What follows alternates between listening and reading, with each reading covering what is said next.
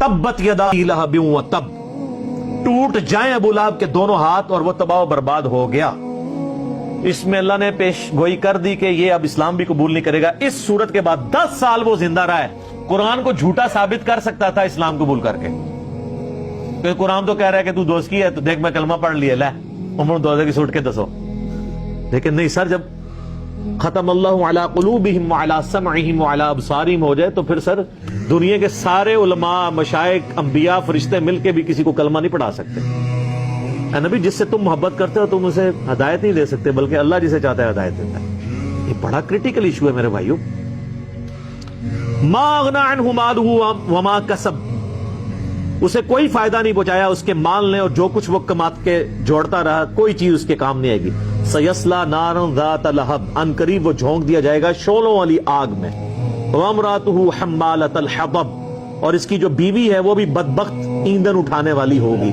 دنیا میں وہ یعنی اس کے بارے میں مشہور ہے کہ وہ لکڑیوں کے گٹھے اٹھا کے لاتی تھی، لیکن بعض مفسرین نے یہ کیا کہ قیامت والے دن وہ اپنے خاوند کے لیے ایندھن بن رہی ہوگی، اس اعتبار سے کہ یہ بھی دوزخ میں جل رہی ہوگی، اور وہ بھی اسی طریقے سے دشمن تھی، سخت دشمن تھی نبی صلی اللہ علیہ وآلہ وسلم کی۔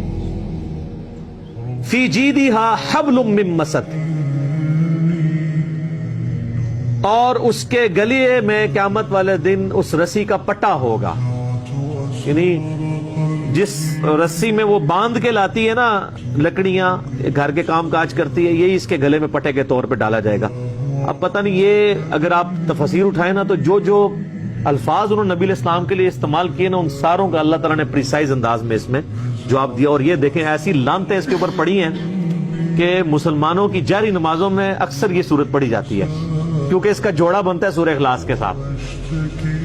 تو پہلی رکعت میں تبت یدا پڑھتے ہیں، دوسری میں سورہ اخلاص۔ عموماً جو لوگ سورہ اخلاص پڑھنا چاہتے ہیں، نبی علیہ السلام کا سگا چچا تھا، آپ دیکھ لیں، اتنا پکا کافر ہاشمی ہونے کے باوجود یہ واحد شخص ہے جس کے نام پہ پوری سورت قرآن میں اس کو کنڈیم کرنے کے لیے نازل ہوئی ہے۔ اس سے پتہ چلا کہ نسبت آپ کو فائدہ نہیں دے گی اگر آپ کے کرتوت صحیح نہیں ہوں گے۔ اور اس نے نبی علیہ السلام کو بڑی تکلیفیں دی ہیں۔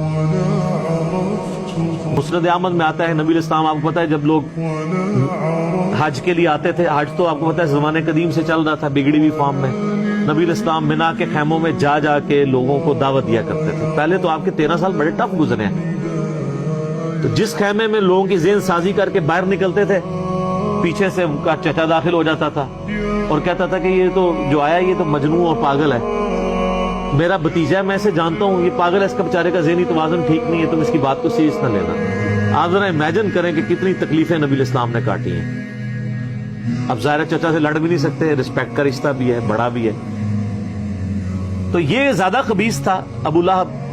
تو اس نے نبی علیہ السلام کے بارے میں بکواسات کیے، آپ کو بددعائیں دی، گالیاں دیں۔ اب اللہ تعالیٰ کو اس بات کے اوپر بڑا غصہ آیا، تو اللہ تعالیٰ نے اس کے ساتھ پھر وہی سلوک کیا جس کا وہ حقدار تھا۔ نبی علیہ السلام تو آپ کو پتا ایک اخلاق کے اعلیٰ ترین درجے پہ تھے، آپ وہ زبان کبھی اس طرح کی یوز نہیں کرتے تھے، لیکن اللہ تو اللہ ہے، اللہ تو اپنے بندوں کو کچھ بھی کہہ سکتے۔